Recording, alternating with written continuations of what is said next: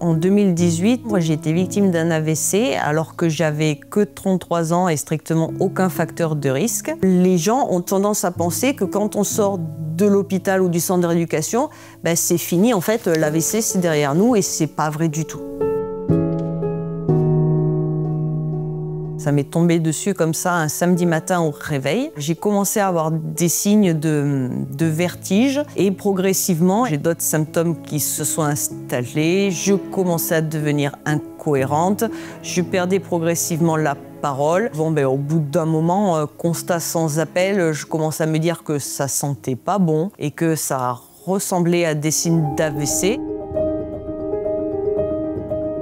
Donc entre les premiers signes qui étaient aux alentours de 8 h du matin et le moment où je suis arrivée au CHU de Bordeaux, il s'est passé 4 heures. On m'a fait passer une IRM en urgence et constat sans appel, c'était effectivement un AVC. Donc j'ai été mise sous surveillance en soins intensifs. Au bout de 12 jours, je suis partie en centre de rééducation où j'ai été hospitalisée en hospitalisation complète 5 mois et demi. J'avais l'aphasie, donc je parlais très peu, je mettais les mots dans le désordre. J'avais perdu la conjugaison, la grammaire, la syntaxe. J'étais plus capable de marcher. Donc j'avais une hémiparésie, donc une faiblesse musculaire. Mon côté droit ne me portait plus, donc il fallait me remuscler. Donc au début, j'étais en fauteuil roulant. J'ai eu une prise en charge globale avec de l'orthophonie, de la kiné, de l'ergothérapie, psychomotricité, neuropsychologie, balnéo. Voilà, donc j'étais très occupée par la rééducation toute la journée. Et après, j'ai fait 6 mois d'hôpital de jour. Et à l'issue de ces 6 mois, je suis sortie définitivement du centre de rééducation en octobre 2019 et j'ai dû passer en rééducation en libéral. Aujourd'hui, je suis toujours aphasique parce que ça, l'aphasie, c'est à vie. Donc ça, je sais que je serai toujours obligée de travailler, de compenser là-dessus. J'irai après à marcher.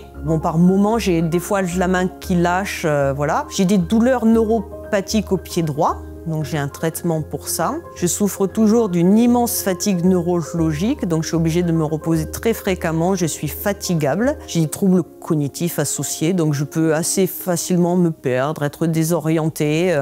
Globalement, ça, c'est ce qui m'impacte le plus au quotidien. Les gens ont tendance à penser que quand on sort de l'hôpital ou du centre de rééducation, c'est fini, en fait l'AVC c'est derrière nous et c'est pas vrai du tout. Je fais toujours de l'orthophonie, j'ai toujours un suivi psy et tous les 3 mois j'ai un traitement aussi au CHU contre les douleurs neuropathiques et tous les lundis je vais au CHU de Bordeaux pour faire de la stimulation magnétique transcrânienne répétitive, RTMS, qui est pour lutter contre l'aphasie et les douleurs neuropathiques en créant des nouveaux circuits dans le cerveau pour compenser.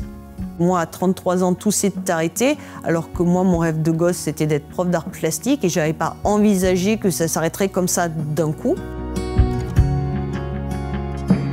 Moi, j'attends de la recherche médicale qu'on puisse faire en sorte qu'il y ait de moins en moins d'AVC, parce qu'on sait aujourd'hui que les AVC sont constante augmentation pour des raisons diverses et variées. Et aussi parce que moi, je fais partie de ces jeunes qui n'avaient aucune raison d'avoir un AVC. Est-ce que la recherche médicale pourrait pas avancer, aider des jeunes patients? Et je pense aussi à toutes les séquelles qu'on peut avoir après un AVC.